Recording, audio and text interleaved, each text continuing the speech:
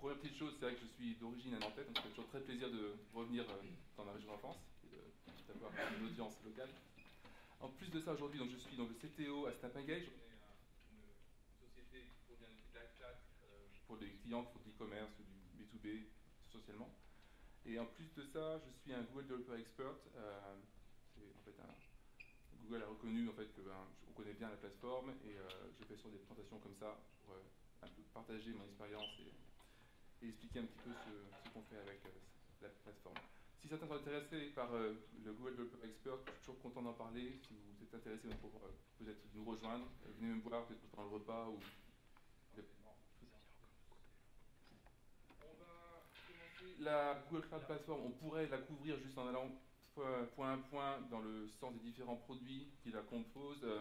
Tout n'est pas là, mais c'est la grosse partie, la partie compute pour faire tourner du code, la partie stockage pour stocker vos données, et après les services annexes comme les services Big Data ou les services autres variés. On ne va pas faire ça aujourd'hui, je vais vous le faire plus en version historique, comment à Snap Engage on a incorporé les différents éléments. On utilise presque tout aujourd'hui, presque tout aujourd'hui de ce qui est disponible, mais on ne l'a pas fait dans le sens de gauche à droite, c'est par rapport à quand Google a introduit en fait les différents morceaux. Donc même pour constituer un petit peu la situation avant qu'on commence la Google Platform, on va parler qu'est-ce que nous faisions avant en fait, pour vous parler un petit peu de quels sont les technos qu'on utilisait, quelle était la façon de hoster nos applications sur le web. Donc on retourne en début 2008, c'est peut-être vieux pour beaucoup d'entre vous, mais à ce temps-là, je travaillais pour une société, enfin, un petit peu comme un auto-entrepreneur en France. J'avais une petite start-up à moi et je faisais beaucoup de choses pour tout ce qui était gadgets sur le web. Mes grosses activités, c'était de faire des pubs intelligentes pour des clients de Google sur AdWords. Ces pubs intelligentes, c'était un petit bout de JavaScript en fait qui faisait une visualisation de contenu. Donc contrairement à AdWords qui est classiquement du texte ou d'une image, là c'était du code qui tournait dans la partie AdWords de la page. Et vous trouviez ces publicités par exemple sur un blog qui parle de voyage ou quelqu'un qui raconte le récit de sa semaine à Paris.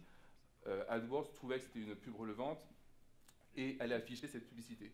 Cette publicité tournait du code dans votre browser et essayait de vous proposer quelque chose qui était contextuel avec la page. Donc pour le faire, il y avait un back-end, bien sûr, qui tournait, et ce back-end servait, à partir des informations que AdWords fournissait, quel est l'aéroport le plus proche de l'utilisateur par rapport à la géo IP qu'on avait par AdWords, et aussi quel est l'aéroport le plus proche de la destination par rapport aux mots-clés qu'AdWords fournissait, essayer de mapper en fait le contexte de la page avec une location géographique et un aéroport. Donc cet exemple-là, c'était pour Kayak. On essayait de montrer en fait des bons deals sur les avions par rapport au contexte. Au départ, en début 2008, je faisais tourner ça chez des serveurs dédiés chez OVH. Donc j'avais plusieurs machines qui faisaient tourner du Linux, du PHP, et ça marchait bien. Le seul problème qu'on a avec des pubs comme ça, c'est que ce n'est pas un trafic linéaire. Le publiciste a un budget et veut démarrer tout de suite un pic de trafic, peut-être 100 impressions par seconde, peut-être 500, peut-être 1000 par seconde, et veut très rapidement voir du résultat. Voir cette pub, est-ce qu'elle performe bien? Est-ce qu'il y a beaucoup de clics? Est-ce que ces clics convertissent sur les achats plus tard? Donc le publiciste veut que ça aille très vite. Ils ont un budget, ils ont 5000 $, ils veulent le dépenser maintenant et voir ce qui se passe. Avec des serveurs dédiés, le petit problème qu'on a, c'est qu'il faut avoir tous ces serveurs disponibles tout le temps, on les paye au mois, et ils sont utilisés pendant des périodes très courtes. Le problème aussi, c'est que le publiciste veut beaucoup de trafic, et est-ce qu'on a assez de serveurs pour pouvoir servir ce genre de pic de trafic? C'était toujours un problème. Donc, gros coup de chance, en printemps 2008, Google ouvre un nouveau produit, ils ouvrent leur plateforme de hosting aux développeurs extérieurs avec App Engine Python. C'est du bêta, c'est très limité à l'époque, mais pour faire ce genre de choses, un petit back-end simple, parce que honnêtement, ces services pour résoudre la géo-IP de la personne vers un aéroport ou trouver les mots-clés à un aéroport, c'est 30, 50 lignes de Python, c'est pas quelque chose de complexe, c'était parfait, une adéquation parfaite par rapport à mes besoins. Donc je commence dessus et c'est vrai que là, j'en ai peut-être fait une trentaine, une quarantaine de ces pubs dynamiques pour différents gros marketeurs et c'était vraiment parfait. Le moment où la campagne démarre, le trafic croît très très vite avec des pics des fois à 1000 queries par seconde. Quelques heures après, c'est fini, où ils vont faire du tuning dans le targeting des mots-clés, et ça retombe à zéro. Et on ne paye que pour les heures qui sont utilisées. Donc vraiment une très bonne expérience au départ, très content. mais par contre quand même un applicatif assez limité parce qu'il y avait des contraintes de temps, des contraintes de langage qui faisaient que ce n'était pas pour toutes les applications web. Début 2009, à peu près un an plus tard, je change un petit peu, je me lance là, cette fois-ci dans Snap Engage, la société qui aujourd'hui m'occupe près plein temps. Et on commence avec un cofondateur, mais pour un projet un peu différent. On voulait en fait résoudre un problème qu'on avait vécu dans des grosses entreprises, c'est comment communiquer avec des équipes distribuées, par exemple quand on est aux US et qu'on a une équipe en Europe et une autre en Inde, comment faire que la communication entre ces équipes puisse être efficace alors que les gens ne travaillent pas à la même heure. Donc on avait créé un petit peu un cloud de Gmail, si vous voulez, mais pour des discussions vidéo enregistrées avec un whiteboard pour dessiner des choses, faire des screenshots de la page. Donc on a fait une belle architecture, hein. C'était début 2009, on avait ça avec du Tomcat, du GWT, du Google Web Toolkit. On était des gens assez orientés Java, comme vous pouvez le voir. Et on était très contents de notre produit. On avait quelques petits pilotes qui marchaient et on est rentré à Techstars, qui est un accélérateur de start-up très très présent aux US. Ils ont des choses aussi en Angleterre. Et durant cette incubation à Techstars, en fait, le feedback qu'on a eu, c'est que on aurait beaucoup de mal à démarrer ça en petite start-up parce que pouvoir aller dans une entreprise et leur dire on va remplacer l'email, ouais, c'est difficile. Les gens sont excités, mais en fait, après quelques semaines de pilote, ils retournent à l'email parce que c'est ce qu'ils connaissent, c'est ce qu'ils reçoivent. Donc on avait un problème quand même à développer ça. Mais durant cette période d'incubation, tout le feedback des mentors du programme ou aussi des gens qui commençaient à l'utiliser nous racontaient que votre outil, par contre, dans un cas qui marche très bien, c'est pour le support client. Le client est sur votre site web, a un problème. S'ils utilisent ce genre d'outil pour rapporter le problème, ils peuvent faire un screenshot, montrer avec le highlighter, ça ne marche pas, mettre une petite description. On a le contexte aussi, parce que comme on est sur le web, on capture l'environnement, est-ce que c'est du Chrome, est-ce que c'est de Windows, et on remontait tout ça en fait à l'équipe de support, et ils étaient très efficaces à résoudre le problème pour le client. Donc en fait, à la fin de Techstars, on décide de repartir à zéro. Et quand on part à zéro, c'est une opportunité magique pour revoir un petit peu notre stack technique. Et on décide donc de faire un produit minimal qui reprend un petit peu des concepts de TeamZone, mais pour le support client, sous forme de widget pour le web. Quand on fait ça, encore une fois, le timing était parfait. À Google I/O, quelques mois auparavant, Google avait ouvert App Engine pour Java. Donc notre expertise plutôt orientée Java et notre satisfaction plutôt bonne avec le Google Web Toolkit marchait très bien. Donc on repart à zéro, on fait un nouveau développement pour ce petit widget pour le web, qui, on savait, aurait des similarités avec mon expérience pour les pubs, parce qu'un widget sur un site web pour faire du support technique, on ne contrôle pas non plus le trafic. On sait que le trafic va être dépendant du trafic des clients qui utilisent le widget. Donc on était plutôt convaincus que ça aurait été la bonne plateforme pour nous. Qu'est-ce que je peux dire de plus là-dessus? Je pense que c'est à peu près tout. Donc, oui, je ne vais même pas expliquer tellement trop ce qu'on fait à Snap Engage. Donc, vous avez compris, on était au départ un widget de support technique. Au tout départ qu'on a lancé en septembre 2009, on ne faisait qu'une chose. On avait repris dans TeamZone la partie de capture d'écran pour voir qu'est-ce qui se passe du côté client. On avait juste un message de l'utilisateur disant « j'arrive pas à me loguer dans votre site web » par exemple. Et on capturait tout l'environnement technique, les plugins du navigateur, version de Java, version de Flash, version du pont. Tout ça venait jusqu'au support technique. C'était purement un message qui partait. Et avec les années, quelques mois qu'on suit, on a ajouté du live chat, et le live chat est devenu maintenant notre principale activité. Voilà, donc c'est le contexte. Hein. Une première expérience avec App Engine qui était vraiment très très bonne, et vouloir développer une compagnie en fait sur cette plateforme pour avoir tous les bénéfices. On va couvrir maintenant les différents morceaux. Bon, App Engine, j'en ai un petit peu parlé, on va aller un peu plus en détail tout de suite.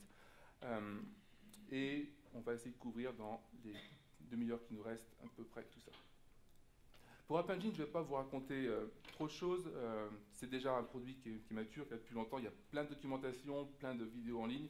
Je vais juste vous donner quelques petits points clés en fait, qui pour nous ont été instrumentaux pour lancer notre compagnie.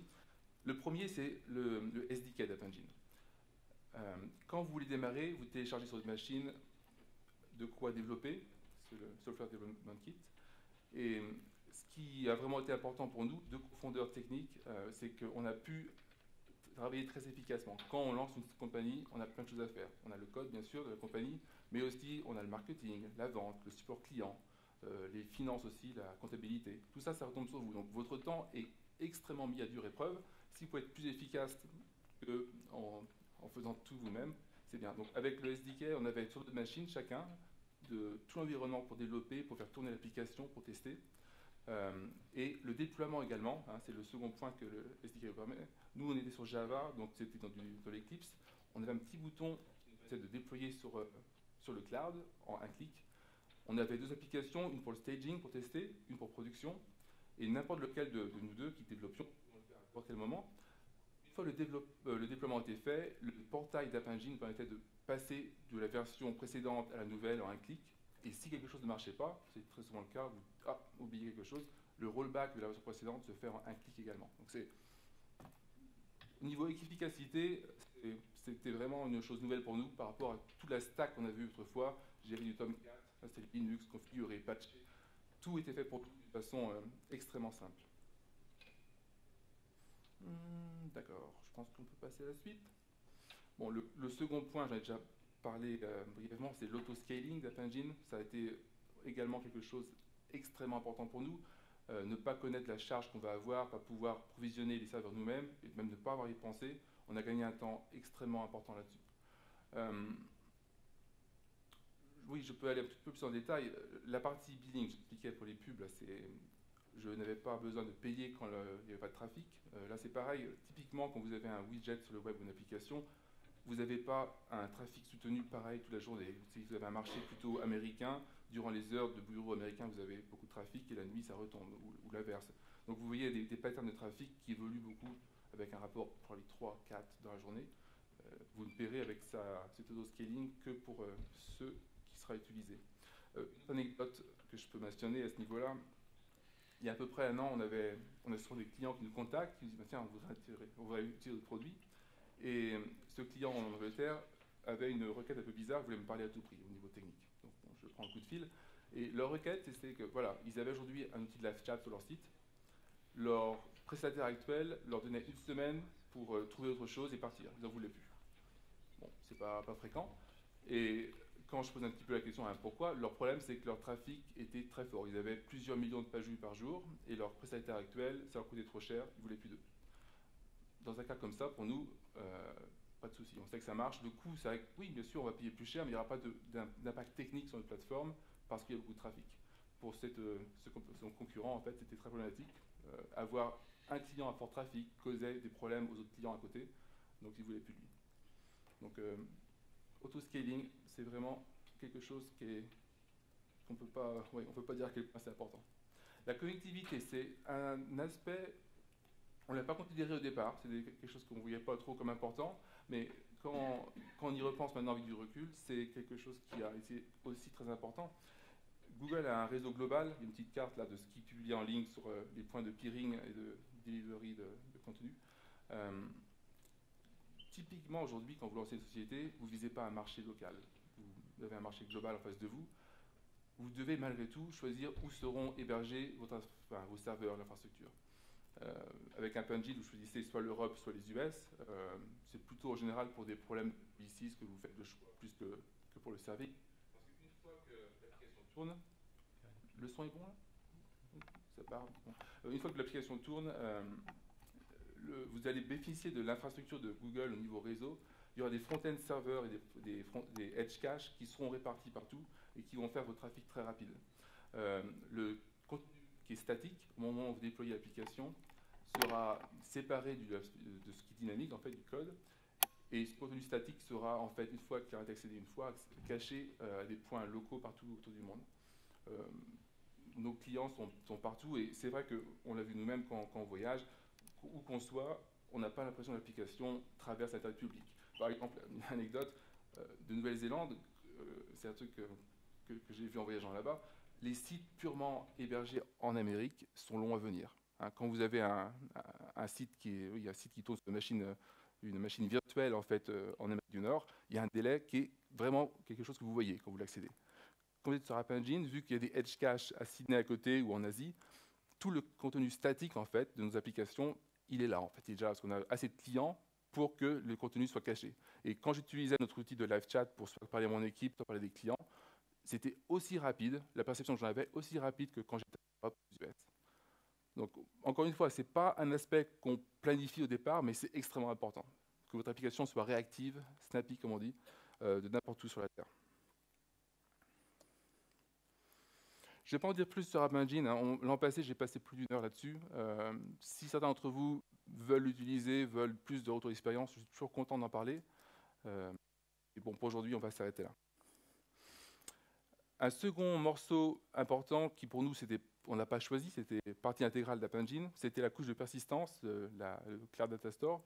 En 2008 et 2009, c'était l'unique en fait, façon de garder des données utilisateurs, des données de votre application.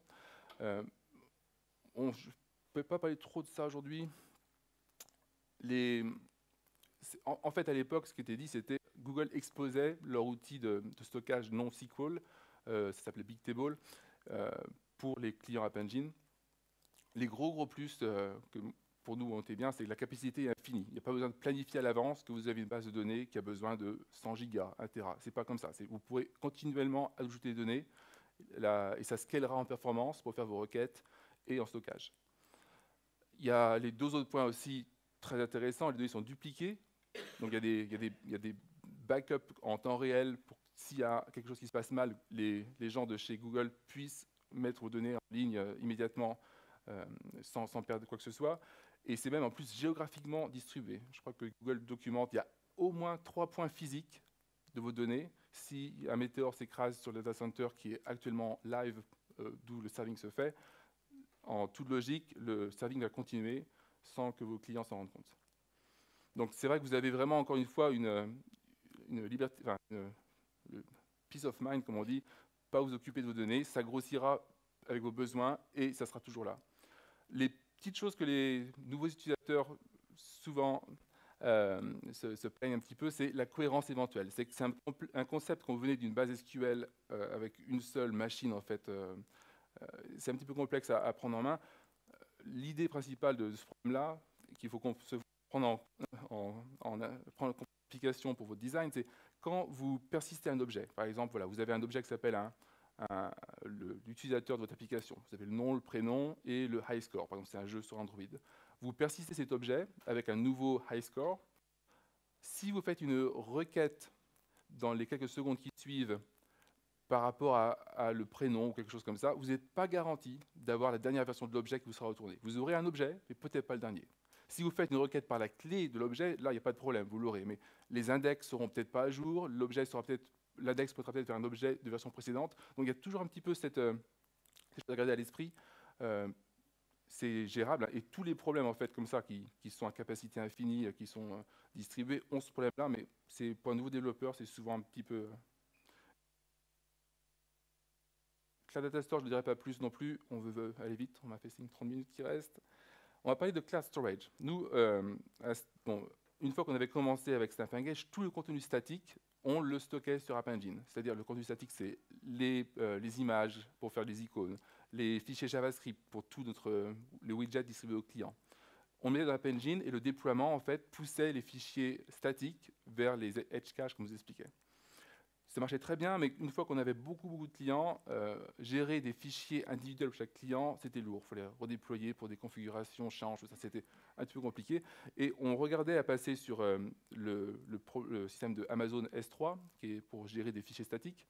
Mais encore une fois, le timing était très bon. Au même moment, Google a annoncé Cloud Storage, qui était un produit très similaire à S3, mais très intégré aussi avec App Engine. Une bonne librairie en code Java, en Python. On faisait du file write directement vers cette plateforme. Bon, quels sont les points fondamentalement intéressants que j'ai mentionnés? C'est très facile à intégrer. L'authentification entre votre application Cloud Platform et Cloud Storage se fait sans complication. Il n'y a pas de OAuth à mettre en place. Quand vous êtes sur la même plateforme, c'est juste la configuration à déclarer. Tout ce que vous poussez, si vous mettez des STL, donc c'est public, vous les avez à une URL partagée, avec cette URL également bénéficiant du edge cache par rapport au setting que vous mettez pour le temps de vie du fichier. En fait, le caching se fera par les navigateurs, comme tous les servings HTTP, mais aussi par l'infrastructure Google. Donc très simple et très efficace. Le manque qu'on a aujourd'hui quand même, c'est un vrai CDN par-dessus. Par exemple, une chose qu'un CDN probablement offrirait, c'est le stockage et l'accessibilité des fichiers avec le nom de domaine propre. Aujourd'hui en HTTPS, c'est pas possible, c'est toujours en storage, Google APIs.com. On espère que ça va changer, mais c'est le cas aujourd'hui. Ah oui, un tout petit peu de code. Il y a très peu de code dans la présentation, mais juste pour vous montrer à quel point c'est simple, hein, on définit un file name qui est le bucket dans lequel vous voulez stocker ça, et le chemin du fichier, ou le nom du fichier, comme vous voulez. Il y a quelques options à définir. En général, pour du serving web, vous avez le MIME type, est-ce que c'est une image GIF ou est-ce que c'est un fichier JavaScript. Les SIL, les permissions, en fait, hein, est-ce que c'est public ou est-ce que vous voulez restreindre les permissions avec l'authentification. Le cache control, qui permettra d'être efficace. Par exemple, ce fichier que vous poussez sur Cloud Storage, il sera toujours valide pour 10 minutes. C'est-à-dire que le navigateur peut le cacher, le head cache peut le cacher aussi. Une fois que c'est défini, vous faites juste vous prenez dans la factory l'objet de Cloud Storage, vous faites un create or replace avec vos options et le file name, et vous écrivez dedans, dans mon exemple, c'est en utilisant un byte buffer, et c'est fini, votre fichier est en ligne immédiatement. Donc très content, encore une fois, le timing de Google était bon. Aujourd'hui, tout est là, vous avez tout ça disponible pour vous, sans attendre. Cloud Endpoint, intéressant produit. Donc, dès qu'on a commencé, comme beaucoup d'applications web, on ouvre des APIs pour que nos partenaires, nos clients puissent s'intégrer à nous plus facilement. Les premières API, on n'avait pas beaucoup de choses, et surtout pas quelque chose dont on pouvait être fier. C'était fait à la main, c'était pas RESTful, c'était des API faites nous-mêmes. On s'est rendu compte que c'était pas la solution. Donc, on a commencé à revoir notre stratégie d'APIs. On était des gens sur Java, donc on utilisait au départ Jersey pour ça. Et je ne sais pas si vous connaissez, vous pouvez annoter en fait vos classes et déclarer que cette classe-là sera exposée en API et que cette méthode-là sera exposée avec tel nom en fait d'endpoint. Et Jersey compile tout ça et fait ça pour vous. On était content de Jersey, mais c'était un peu lourd. C'est des grosses librairies, c'est fait pour des gros serveurs Tomcat, tout ça. Sur App Engine, qui est plutôt fait pour des choses plus légères, c'était problématique au départ. Et à ce moment-là aussi, don du ciel, Google sort les Cloud Endpoint, qui non seulement faisait la même chose d'une façon hostée et managed, mais également offrait la façon de générer des librairies clientes pour Android, iOS, le web. Donc encore une fois, on a voulu embrasser la technologie. Comment on déclare une API avec Cloud Endpoint? Encore un tout petit peu de code pour vous montrer. J'ai une classe, hein, ma première API. Vous annotez avec, c'est une API qui a un nom. Il y a des métadatas qui ne sont pas très importants, on va passer ça. Et ensuite, sur les méthodes que vous voulez exposer sous forme d'API JSON, vous mettez notation API méthode. Et aussi quels sont les paramètres, les noms, tout ça. Il n'y a rien de plus simple, hein, c'est du code standard, juste les annotations feront que ça soit disponible. Bon, on utilise toujours Cloud Endpoint, mais c'est plutôt orienté en fait pour des développeurs pas trop back-end. Par exemple, vous êtes développeur Android, vous voulez faire une API très facilement, c'est parfait. Pour notre cas, nous, quand même, on a une équipe assez technique. Je pense qu'on va retourner vers Jersey. Le point fondamentalement embêtant pour l'instant, c'est que quand vous compilez ça vers une API, il semblerait qu'on ne peut pas la servir sur notre propre domaine. Il y a une limitation, ou il y avait une limitation, en tous les cas, encore il y a peu de temps, que l'API était disponible uniquement sur votre appid.hubspot.com. Donc aujourd'hui, nous, on a un service de proxy pour prendre le nom de notre domaine et servir l'API, mais ce n'est pas très, très efficace. Donc bon produit pour des gens peut-être pas très très techniques ou pas très, du moins pas très technique back-end. Alors ensuite on va avancer et passer sur l'étape suivante. En fait non, avec BigQuery. BigQuery, donc j'espère que la plupart d'entre vous ont entendu parler de BigQuery, c'est une plateforme fantastique. C'est un outil pour faire du big data. Vous avez des térabytes de données et vous voulez pouvoir les analyser d'une façon simple et rapide. Il y a eu beaucoup de press coverage là-dessus. Le cas typique d'utilisation, c'est vous êtes un data scientist et vous voulez donc ne pas utiliser votre laptop pour cruncher les données, mais utiliser le cloud. C'est parfait pour ça. Il y a des outils en plus disponibles. Notre cas initial de BigQuery, on a des térabytes de logs, les logs du serveur HTTP, et pouvoir voir les patterns. Quels sont les clients qui ont le plus en fait de trafic généré par notre application? Quels sont les clients qui ont un trafic qui décroît, donc qui commencent peut-être à moins utiliser, qui sont à risque peut-être de partir parce qu'ils n'ont pas le retour sur investissement. Donc tout ça, en fait, c'est génial. On pousse les données, le BigQuery va faire l'ingestion et c'est c'est tellement rapide que c'est mind-blowing. Pour copier, par exemple, les quelques terabytes de log entre un disque USB et un autre disque USB, ça prend le même temps que pour faire faire digérer les données entre Cloud Storage et BigQuery. Bon, c'est faramineux, c'est incroyable. Et une fois que c'est digéré, vous pouvez faire des requêtes, et en général, une requête, on n'a jamais vu des requêtes prendre plus que 30 secondes, 40 secondes, sur des terabytes de données. Donc, très impressionnant au niveau fonctionnalité, mais on l'a utilisé en fait maintenant, et on l'utilise en production pour un cas à part. Et je vais revenir un peu sur le passé encore une fois. C'est pour faire des analytics pour nos clients. En tant que service, software as a service, nos clients attendent de pouvoir mesurer quel est l'impact, quelle est la performance en fait que fournit l'outil SnapEngage pour leur équipe. L'impact, c'est quoi? C'est savoir combien de conversions ils ont, quel est le personnel dans l'équipe qui est efficace et qui n'est pas efficace sur besoin de training, par exemple, toutes ces choses-là. Donc, prendre toutes les données qu'on génère et les rendre accessibles sous forme facile avec des recherches pour nos clients. La version 1 de nos stats, nos analytics, on l'avait fait avec le Data Store. Mais le Data Store, c'est pas fait pour ça. Faire des requêtes compliquées, il n'y a pas de join, par exemple. Il n'y a pas non plus des moyens de faire des comptes. Vous voulez, par exemple, faire l'accumulation. Donne-moi Data Store tous les chats qui contiennent ça, ça et ça. C'est pas fait pour ça. Le Data Store va vous renvoyer les objets et vous devrez faire les comptes de filtering vous-même. Donc, on avait trouvé une parade à ça. On faisait toutes les heures. On avait un cron job qui tournait sur App Engine pour regarder ce qui s'est passé l'heure précédente.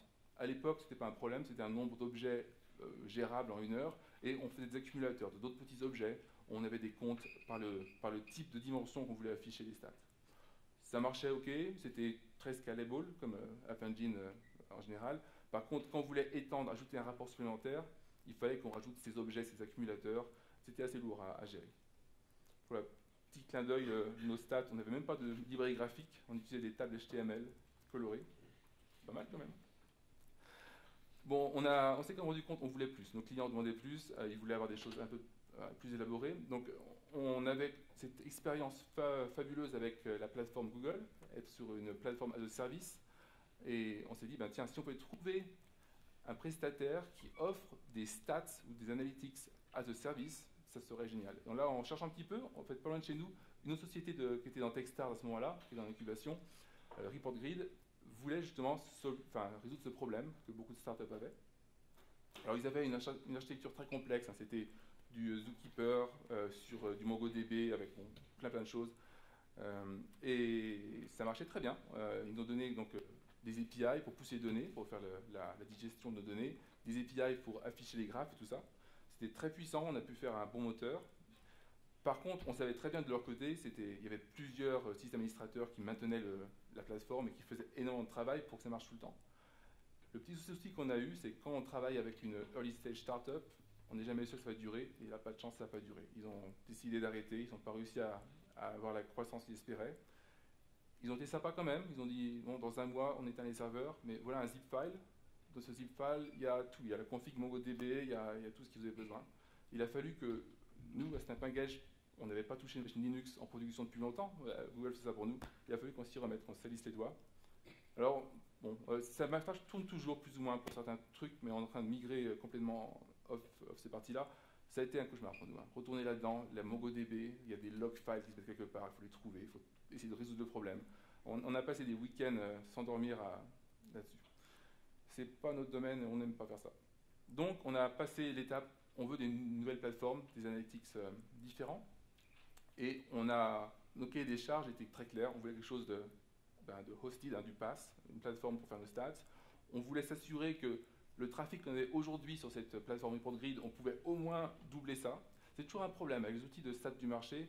Beaucoup, en fait, vous mettent une limite de QPS qui est super basse.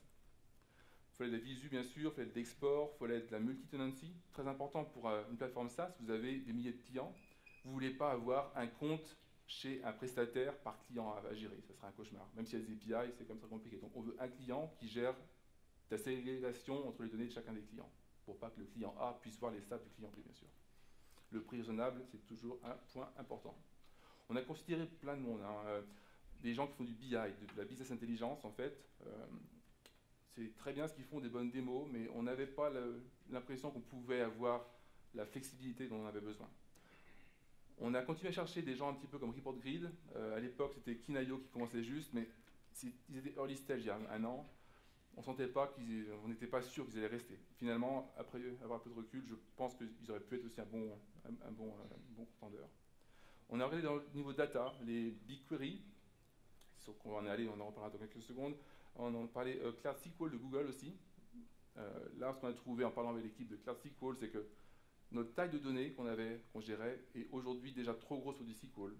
On n'est pas sur du big data encore, parce que c'est vrai que la gestion des chats, la disponibilité des agents, c'est pas des terabytes qu'on gère tous les mois, mais malgré tout, c'est trop pour du SQL.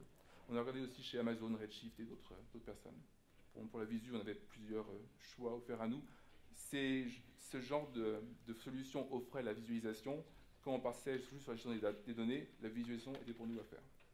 Donc on est passé sur du BigQuery avec du D3 pour faire nos graphes. C'est très joli, ça marche bien, c'est super rapide. Donc c'est vraiment pas le cas, quand vous lisez des use cases de BigQuery, c'est pas le cas d'utilisation que Google préconise aujourd'hui. Donc je ne connais même pas d'autres sociétés qui font ça. Le BigQuery est utilisé essentiellement pour de la business intelligence ou pour de la recherche. En faire une plateforme, un back-end pour les stats d'une société en SaaS, malgré tout ça marche bien aussi. Le seul souci qu'on a aujourd'hui, et encore je pense que c'est essentiellement parce que BigQuery est encore un peu nouveau, ça marche très bien, peut-être 99% du temps, ça répond en 2-3 secondes pour chaque query qu'on fait. Il y a des moments où la plateforme est un peu chargée et on passe de 2 secondes à 60 secondes. Alors là, par contre, quand vous êtes dans des analytics, vous changez la zone des dates, vous changez un paramètre et que le rapport suivant apparaît une minute après, c'est dur. Bon. Mais c'est toujours un petit peu comme ça quand on utilise choses récentes. Mais clairement, hein, j'encourage l'audience là à regarder BigQuery pour tous les aspects possibles. Bon, Cloud SQL, j'en ai parlé, on l'a essayé, on a parlé avec l'équipe Cloud SQL. C'est un produit idéal si vous avez besoin d'être sur du SQL parce que, par exemple, vous avez une application basée sur WordPress qui dépend de SQL, vous n'avez pas à réécrire la partie de persistance. C'est disponible pour vous. Ce qui est très bien, c'est que Google le gère, le manage, les patchs c'est fait pour vous, les backups c'est fait pour vous. Si la machine tombe, elle redémarre instantanément ailleurs avec le même contexte. Il y a toujours les problèmes de SQL, ça ne scale pas indéfiniment. Google continue d'ajouter des machines plus grosses de disponibles, et peut-être à un certain point même ils feront de la distribution, ce n'est pas encore le cas, je crois pas, mais bon, c'est disponible. Pour nous, en production, on n'a pas utilisé. Compute Engine, je l'amène à la fin, c'est quand même un morceau très important pour beaucoup d'entre vous qui veulent de l'infrastructure as a service, qui veulent des machines virtuelles. Comme je vous ai expliqué avec notre cas des analytics, pour nous à Snap Engage, c'est quelque chose qu'on a horreur. Aller dans un command prompt et patcher SSH, patcher SSL, tous ces trucs-là, on ne veut pas s'en occuper. On a une petite équipe, on veut faire du code, faire de l'applicatif, faire des choses qui aident nos clients. On ne veut pas toucher à ça. On l'utilise bien sûr, on a des machines virtuelles pour des machines de build, pour faire des tests. Bon, c'est là, mais ce n'est pas quelque chose pour nous en production. Bon, comment se déroule au niveau du temps? C'est bon, hein? J'ai fait vite, je parle vite, désolé. J'ai juste pensé quelques secondes là, à parler de ce qui a été annoncé mardi dernier. Comme tous les 6 mois à peu près, Google a ce qu'ils appellent Google Cloud Live, donc Google Developer Live, une mini-conférence en fait qui parle que de leur offre cloud, où ils annoncent des choses nouvelles. Vous avez entendu parler des containers. Il y avait eu une discussion juste avant là sur Docker, il y en a d'autres aujourd'hui avec des démos justement de cette plateforme. Ils ont annoncé le Google Container Engine en alpha. Donc pour ce qui est la partie compute, ici je vais parler App Engine qui est du PaaS, Compute Engine qui est du infrastructure de service. Si vous voulez en fait avoir le meilleur des deux mondes, c'est-à-dire avoir une machine que vous pouvez configurer avec la version de Linux que vous avez besoin, la version de Tomcat dont vous avez besoin, tous les librairies dont vous avez besoin, vous pouvez créer un container qui contient toutes vos descriptions en fait des besoins. Et maintenant, grâce à ce nouveau produit qui est en alpha, laissez Google gérer ces containers, en rajouter quand il y a du trafic, les éteindre quand il n'y a pas de trafic, et faire toute la gestion qui va avec en fait de votre cluster. Et aussi de faire des clusters qui parlent à d'autres clusters, par exemple pour votre stockage, ce ne sera pas les mêmes machines que celles qui feront le web serving par exemple. Donc très très prometteur. Si je me remets un petit peu, on serait aujourd'hui, le jour où je commence une startup, je pense que je regarderais très très fortement à utiliser des containers plutôt qu'App Engine pour un peu plus de flexibilité. App Engine est parfait, nous on ne peut pas s'en aller, on dépend de cette plateforme énormément, on est très content avec, mais toujours pareil, me remettant quand j'étais il y a 6 ans en fait, à décider de ma plateforme pour le futur, on prend toujours un petit peu un risque, mais c'est un risque très limité. Tout le monde aujourd'hui embrasse les containers, donc voilà, juste petite opinion là-dessus. Je pense que j'irai vers ça aujourd'hui. Ce truc, suivant la petite boîte rose là, ce qu'on appelle le Google Cloud Debugger Beta, c'est vraiment excellent. Vous avez peut-être vu des démos en ligne, il y a eu plusieurs fois des démos faites par Google. Quand vous déployez une application de cloud, donc vous avez des dizaines, peut-être une centaine, 200 machines virtuelles gérées par Google par rapport à votre besoin qui font tourner votre code. Et parfois, il y aura un cas précis où ça ne marche pas. Il y a un bug qui s'arrive, mais uniquement en production, et ça arrive une fois par jour. Sur des millions de requêtes que vous avez, il y a une requête par jour parce qu'un client a une configuration spécifique et ça vient de telle chose et ça ne marche pas. Comment le reproduire, c'est extrêmement pénible avec la dimension de millions de requêtes. Avec cette nouveau, vous allez pouvoir mettre un breakpoint. Bon, c'est pas un vrai breakpoint, mais vous allez pouvoir dire si le code arrive à ces lignes-là, je veux capturer l'environnement. Donc on n'arrête pas la machine, c'est pas ça. App Engine va capturer la call stack et tout l'environnement, les variables, et vous mettre ça dans la console en fait de App Engine. C'était pour l'instant que des démos qu'on pouvait voir sur YouTube ou sur des podcasts. Maintenant c'est en bêta, on va pouvoir jouer avec. Ça devrait vraiment révolutionner justement toute cette gestion de debugging à très large échelle. Le point final, Compute Engine avait déjà un load balancer de Google pour pouvoir, quand vous utilisez des machines virtuelles avec votre Tomcat et tout ça, pouvoir avoir par exemple une batterie de 50 machines et distribuer la charge. Il n'y avait pas pour l'instant la partie auto-scaling d'App Engine de disponible. C'est maintenant ouvert en bêta, c'est-à-dire que vous allez pouvoir faire votre image avec votre application et votre configuration. Pas forcément des conteneurs, vous faites ça comme vous voulez, et vous allez pouvoir laisser les schedulers de Google décider quand rajouter des machines et quand les éteindre pour vous. Toujours pareil pour supporter n'importe quelle charge et pour aussi limiter vos coûts. Pas la peine de payer pour des machines qui ne sont pas utilisées.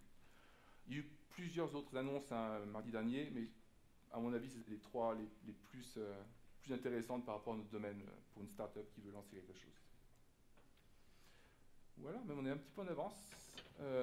J'ai couvert ce que je voulais. Ah, petite chose que je voulais rajouter quand même aussi après, Google a toujours été très généreux à fournir des sociétés qui commencent des crédits pour essayer. C'était ce qui était en place il y a quelques jours. Maintenant, avec le Developer Live, peut-être que ça change un petit peu, je ne sais pas, mais je pense que ça marche toujours. Hein. Donc, si vous êtes intéressé pour essayer, vous voulez essayer des produits de la Google Cloud Platform, vous pouvez très facilement faire une demande de $500 de crédit à utiliser sous 3 mois. Ça vous demandera dans la forme de rentrer un code de referral. Vous pouvez utiliser par exemple Google GDE-IN. Par exemple, c'est un qui marche pour dire que vous avez été recommandé par un Google Developer Expert à utiliser la plateforme. Si ça ne marche pas, il semblerait que maintenant sur le site cloud, il y a un free trial qui semblerait vous donner $300 de crédit. Donc ça se peut que cette partie-là, ce qui s'appelle le starter pack, devienne les free crédits. On ne sait pas clair. On va voir ce qui se passe dans les jours à venir. Mais de toute façon, il y a des crédits gratuits pour vous pour expérimenter. Voilà. Donc, je vais maintenant prendre des questions ou des clarifications. Oui. Jérôme, oui. Excusez-moi, je voulais juste rajouter, puisque vous parlez des crédits, Martin de Google, c'était un peu cet après-midi sur une autre composante de la plateforme. On a aussi pour les startups, spécifiquement pour les startups, une offre qui est à $100 000 de crédit sur un an. Donc s'il y a des gens qui ont des startups qui sont intéressés, on peut vous ouvrir $100 000 de crédit sur un an pour faire le point. D'accord. L'enregistrement, donc comme Martin a dit, jusqu'à $100 000 de crédit si vous êtes une startup que vous arrivez à convaincre Martin que vous êtes intéressant. Des questions sur la présentation ou sur l'expérience qu'on a eue? Ne soyez pas timide. S'il n'y a pas de questions, on va pouvoir juste aller dans le salon, discuter, prendre un café. Ah, une question. On disait tout à l'heure qu'on pouvait déployer en un seul clic avec le plugin Google sur Eclipse, c'est ça notamment, oui. Ou dans IntelliJ.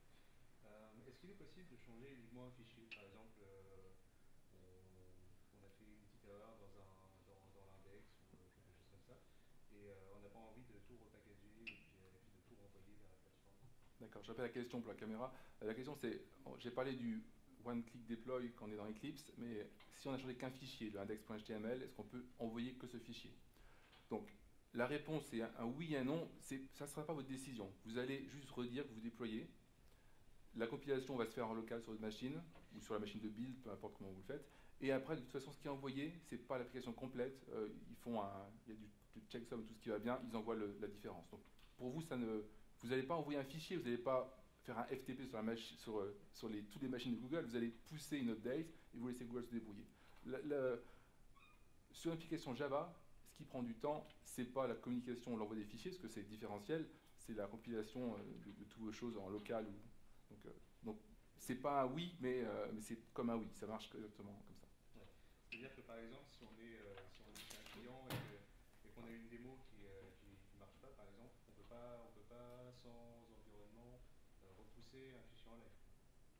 Ça, c'est pas possible. Non, parce que, encore une fois, votre application tourne sur peut-être des centaines de machines, donc c'est pas... Non, vous n'allez pas aller au niveau des fichiers et dire « je veux changer ce fichier-là ». Mais si vous êtes en démo live avec un client, vous êtes probablement sur un site de staging, on peut espérer que c'est sur votre machine quand même l'environnement de développement. Et c'est très simple. Là, vous faites votre modification, un clic et ça sera fait. Donc bon, c'est pas un problème. Ça peut sembler, je comprends un peu le point que vous avez, ça peut sembler être problématique par rapport à l'infrastructure que vous avez aujourd'hui, mais en fait, quand on passe là-dessus, c'est pas un problème existant. C'est un changement de fonctionnement, mais c'est pas un problème. Juste pour revenir encore là-dessus, si vraiment vous pensez que c'est un problème, ce que je me rappelle avoir fait dans le passé, si vous avez une machine de démo qui n'a pas vraiment de développement, vous pouvez très bien avoir un shell sur Compute Engine qui a en fait un éditeur VI par exemple, vous avez le SDK dessus, et c'est très simple, vous faites un SSH sur la machine, vous éditez votre fichier, vous faites un build et c'est reparti. Donc bon, il y a des solutions, pas de problème.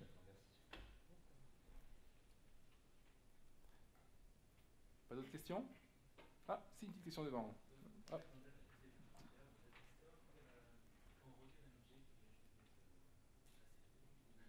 Mm-hmm.